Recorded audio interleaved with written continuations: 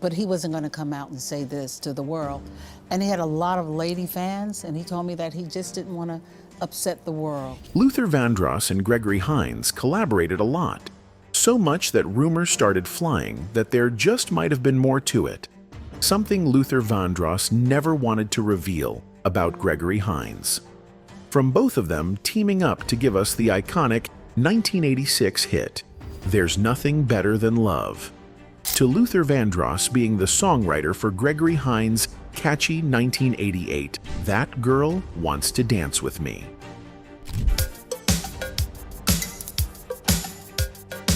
These two artists had a very solid relationship, with insiders confirming they maintained a close bond, on and off the stage. It was that visible closeness that prompted the rumors that there just might have been more to it than platonic friendship. After all, it was already an open secret that Luther Vandross was gay. Yeah, my friend Luther was gay. So, knowing how he liked to keep his sexuality private, could Luther have also been hiding the same about Gregory Hines? Let's get into it. First collaboration. Oh, come on, let us keep the driver's licenses and the snapshots. And our badge. Before Gregory Hines was out here dropping R&B tracks, he was already killing it in entertainment. By the time the 70s hit, he wasn't just a tap dancing legend, he was deep in the music game too. Back then, he was the lead singer and played in a rock band called Severance, based in Venice, Los Angeles. They held it down as one of the house bands at a local spot called the 4-H Club, and even dropped an album under a smaller label linked to GNP Crescendo. Music was always part of his world, but it wasn't until the 80s that he really locked into R&B. And lucky for him, he had just the right mentor to guide that transition.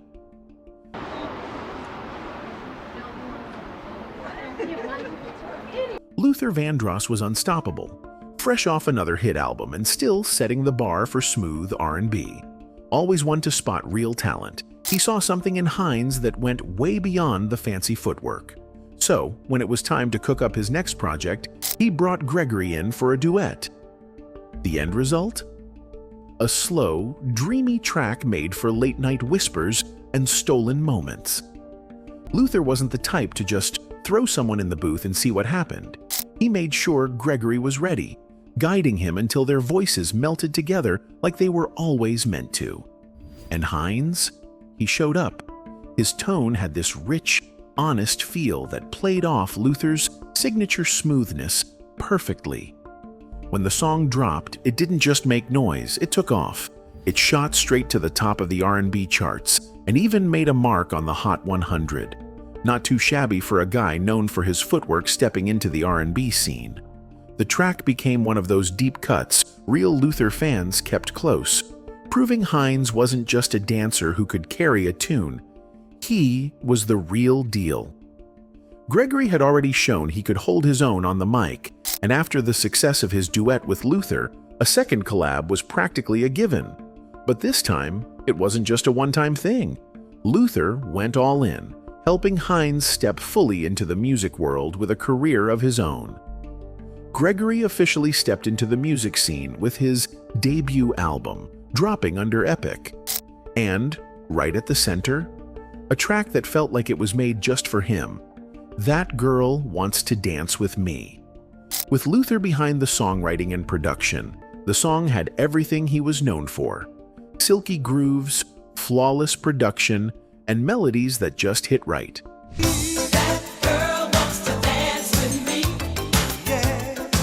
This time, it wasn't a slow groove. It was a high-energy, dance floor-ready track, perfect for a guy who actually knew how to move.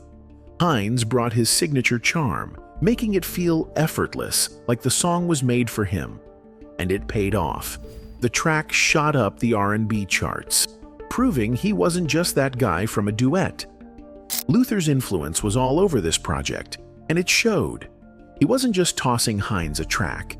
He was building something that fit him like a glove, catchy, rhythmic, and smooth enough to keep R&B fans coming back. Hines never made music his full-time thing like acting or dancing, But this album, and especially this song, locked in his status as a legit artist, with a little help from one of the best to ever do it. So, it certainly would seem Gregory and Luther weren't just work buddies. They were real friends. Outside the studio and the stage, their connection ran deep, built on respect, admiration, and non-stop laughs. Word is, anyone who saw them together knew it was always a moment. Didn't matter if it was backstage, at some industry event, or just a random run-in. They'd crack jokes, swap old stories, and get into those real, no-filter conversations that only happen between people who genuinely understand each other. Gregory lit up the stage with his tap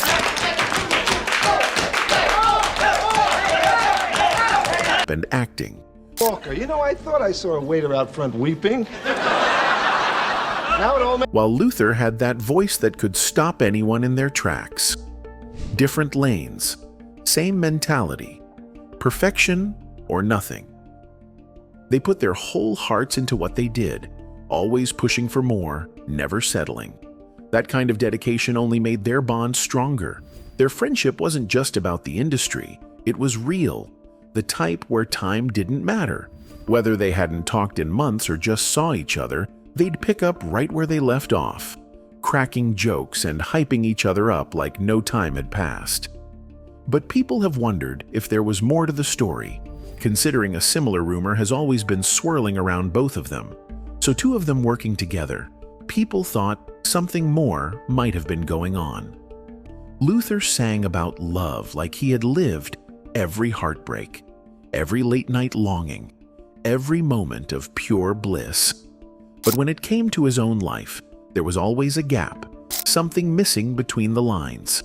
Fans were obsessed with his music, but the man himself? A mystery. He kept his personal world locked up tight, moving carefully in an industry where image could make or break you.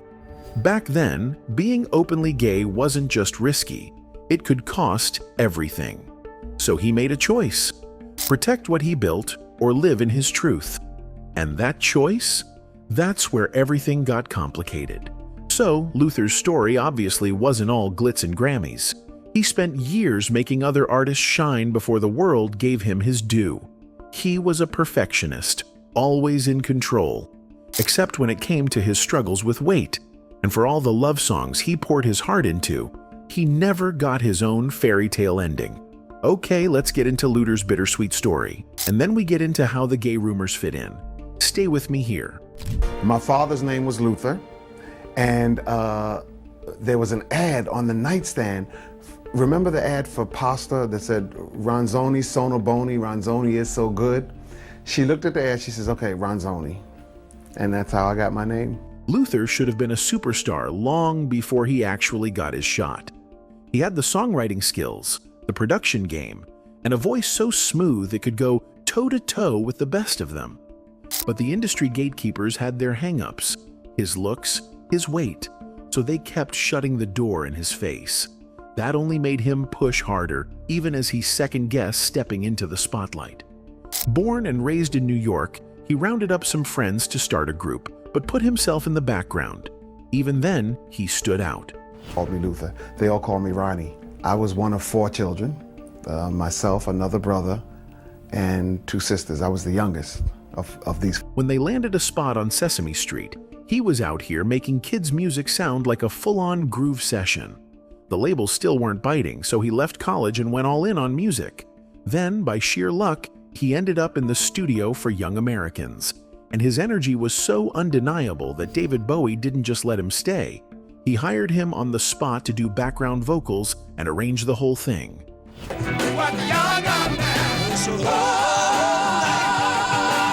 That Young Americans hook alone should have been enough to make industry execs rethink their stance on Luther. But instead of seeing a frontman, they boxed him in as the ultimate background singer. It did open doors, just not the ones he wanted. Suddenly, he was making bank in the jingle world, landing gigs in advertising. His first big one? A Gino's pizza commercial. That's where he cooked up that signature ghostly vibrato, and the control room went nuts. The producer on the spot knew right then this was his thing. But Luther, he was already over it. Standing there in the booth, he had a whole different thought. This was the first and last time he'd ever do a jingle. And he meant it.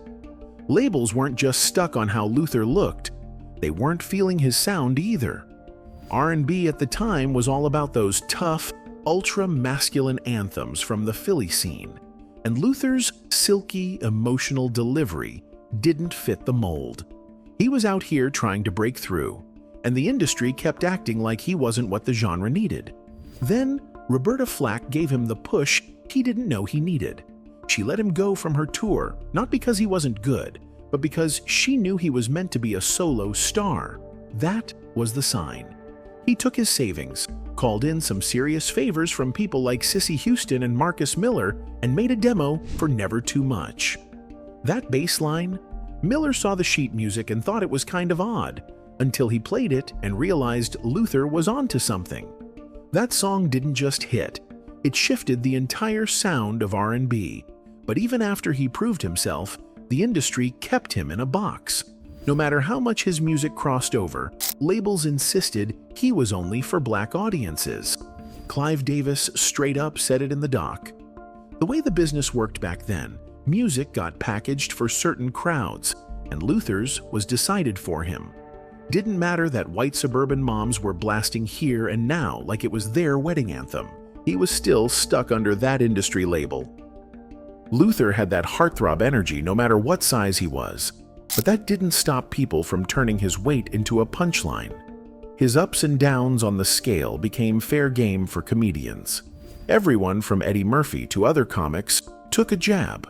And when they weren't cracking jokes about that, they were whispering about his love life.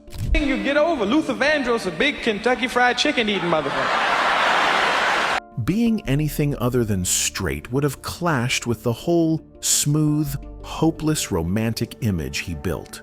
So he kept his personal life locked up. There's been a lot of talk going on about me lately. Don't think I don't know about it. And I didn't want to let Eddie Murphy down, you know what I'm saying? And then there was Any Love. Max Sadek, Luther's assistant, had loved that song. Until he started working for him. The desperation in those lyrics? It hit different once he saw up close that Luther wasn't just looking for love.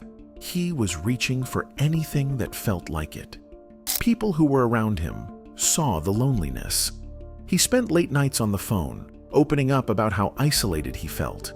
He'd sing love songs that had crowds full of women screaming for him. But deep down, he was looking at someone else. Years after Luther's death, Patti LaBelle confirmed Luther was actually gay. Are you in a good place now in your life? Right now, no, not particularly. No, you know, it's too much work that yields too little result for my assessment of it all. Patti sat down for an interview and got candid about her late friend, Luther Vandross. She shared why he never felt comfortable opening up about his sexuality, even with the world at his feet. She spoke about his incredible talent and the love people had for him. But when it came to his personal life, he kept it under wraps. Staying quiet wasn't easy, but for him, it felt like the only option. He worried about his mother, about the fans who adored him, about the career he built. When she mentioned it publicly after he was gone, people weren't happy. Some thought it wasn't her place to say anything. Wendy Williams, for one, didn't hold back, calling it a betrayal. Well, Andy can ask, but she should have said no comment. In her eyes, if Luther had wanted to say something, he would have, and no one else had the right to speak for him. Did he struggle with the idea of coming out? We talked about it. It was basically he did not want his mother to be, although she might. Being open about who he wasn't really an option, especially in the industry he was in. He was already facing enough challenges as a black man in entertainment, and adding another layer to that? It could have cost him everything. Back then, the world wasn't as accepting, and stepping outside of what people expected could ruin careers. He saw what was at stake and decided to keep that part of himself hidden. Might have known, but he wasn't going to come out and say this to the world. And he had a lot of lady fans, and he told me that he just didn't want to upset the world. Luther dominated the charts in the 80s, stacking up hits and making it look effortless. Patti first crossed paths with him way back when she was still rolling with the Bluebells. Their introduction? Pure comedy. He somehow slipped into their dressing room at the Apollo, playing the role of a high-fashion designer, draping them in glamorous gowns.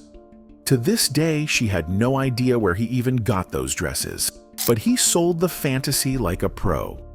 He once joked around when asked about the rumors, dodging the question with humor. But in the same conversation, he admitted that being so private wasn't easy. He wondered if it was worth it, if staying quiet about his life was costing him more than it was protecting him. He never got to experience the kind of love he sang about. He had been in love before, but it was never mutual. That rejection hit hard, and it stuck with him.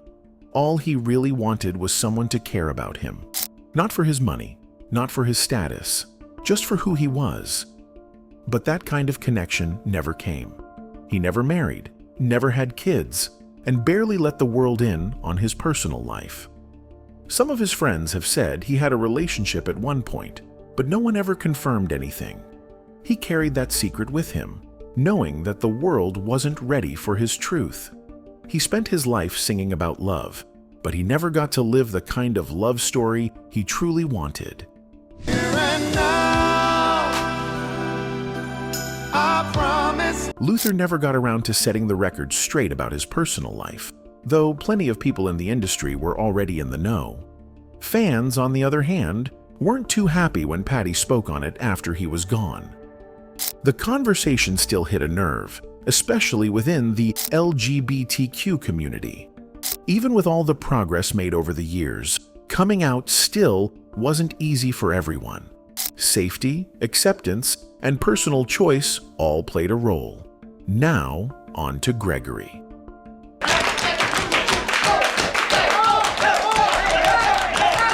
Gregory practically came out of the womb with rhythm. By the time he was barely out of kindergarten, he was already tapping circles around most grown folks, performing with his older brother, Maurice. Their dad eventually hopped in on drums, turning the duo into a full-on family act that had audiences eating out of the palm of their hands. They hit the nightclub scene, crushed it on variety shows, and had that old-school charm that never missed. Even though the decision wasn't mine to become a dancer, ultimately I made the decision to stay with. But as he got older, he started feeling stuck. The traditional tap scene wasn't giving what it needed to give, so he dipped. Spent some time in the counterculture wave of the 70s, searching for something bigger, something that felt real. My brother wanted to do rock and roll, and I didn't want to do rock and roll. I didn't want to work for rock and roll audiences because I didn't really want to work for people who were on drugs. When he stepped back into the tap game, he wasn't just dusting off his old moves. He was flipping the whole thing on its head. The stiff, traditional style, he made it looser, more off the cuff, more alive. Suddenly, tap wasn't just polished routines. It was raw, electric, unpredictable. His approach shook things up so much that tap had a full-blown comeback, pulling in a fresh crowd that might have slept on it otherwise. Broadway couldn't ignore him. He racked up nominations left and right before finally snatching that win for Jelly's Last Jam, proving he wasn't just good, he was legendary. But he wasn't about to let Tap's legacy collect dust. He took younger dancers under his wing, especially Savion Glover, making sure the art form didn't just survive, it kept thriving. Hollywood couldn't ignore him. His first big screen moment, a part originally meant for Richard Pryor in History of the World, Part 1. After that, he was everywhere. One minute, he was a tap dancing gangster in the Cotton Club.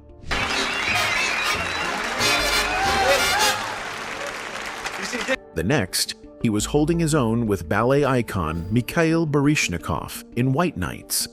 Then came Running Scared, proving he could do comedy just as effortlessly. And tap? That was personal. A full-circle moment, packed with legends, paying tribute to the very thing that made him who he was. TV came calling too. He took on lead roles in sitcoms, then went all in for an Emmy-winning turn as Bill Bojangles Robinson. At that point, he wasn't just in the industry, he was shaping it. He's an old poker buddy of mine. Call him. What, you want to be... While the world saw him light up stages and screens, he kept his personal life mostly out of the spotlight. People who knew him saw the kind of person he was. Big-hearted, endlessly talented, always giving. His daughter Daria got that same love for movement, following in his footsteps as a dancer. Losing him so soon was a heartbreak, but what he left behind, that never faded. His impact wasn't just in the way he moved, it was in the way he changed the game. The rhythm he created, still going. We've gone on and on about how Gregory was a man of many talents, tap dancer extraordinaire, smooth vocalist, and charismatic actor. But beyond his career, his personal life was often the subject of speculation, particularly when it came to his sexuality. Whispers about his love life had been floating around forever. Some people swore his style, mannerisms, and Hollywood friendships were proof he wasn't straight. He never addressed any of it, letting the speculation do its thing. But those close to him, like Broadway's Andre DeShields, hinted that he might have kept that part of himself under wraps, possibly because of the industry and the times he was living in. What wasn't up for debate was his loyalty. He rolled with queer circles, rocked drag in his younger days, and never hesitated to speak up when it came to LGBTQ+ rights. He wasn't just about the talk either. He stood against homophobia and had his brother Maurice's back every step of the way. Gregory always had Maurice's back, no questions asked. He wasn't just a brother, he was a shield. And when it came to Luther Vandross, Gregory might have tried to nudge him toward living openly, telling him life was too short to hide. Maurice, on the other hand, never felt the need to announce anything. He figured if someone hadn't figured it out, that was their problem. Maurice was just Maurice, labels or not. Gregory was married 3 times to women, which led many to believe he was straight. However, that doesn't rule out the possibility of bisexuality. Whether his privacy was about protecting a secret or simply maintaining control over his personal world, he never let speculation define him. This is your lucky day. I found someone I think you should go out with. He'll take him. What makes him perfect? He's gay. He'll take him. The truth is, unless he ever intended to tell the world otherwise, the full story of Gregory Hines' personal life remains his own. What we do know is that he left behind a legacy built on artistry, authenticity, and an unwavering commitment to living on his terms. Luther and Gregory were 2 of the most charismatic entertainers of their time. But when it came to their personal lives, they were both masters of discretion. Luther, in particular, was known for dodging any conversation about his sexuality, often shutting down inquiries with a sharp, mind your effing business. It wasn't just about privacy, it was about survival in an industry that, especially in the 80s and 90s, wasn't exactly welcoming to openly gay black men. Despite his status as one of R&B's greatest voices, Luther existed in a space of constant speculation. He had built an image as the ultimate ladies' man, the voice behind some of the most iconic love songs of the era. Coming out could have meant losing that, or at least that's what he believed. Gregory, on the other hand, didn't face the same kind of scrutiny, but he also played things close to the chest. He was married and dated high-profile women, but his smooth, charming demeanor and deep friendships with men in the industry led to whispers. Some believed he was keeping a part of himself hidden, though there was never any real confirmation. The difference was that Gregory wasn't dodging questions. No one was really asking. For both men, the entertainment world was a complicated place. The era they came up in wasn't forgiving to those who didn't fit a specific mold. They may have lived in different artistic spaces, but the unspoken rules of their time meant that certain truths, real or speculated, remained locked away, known only to those they trusted most.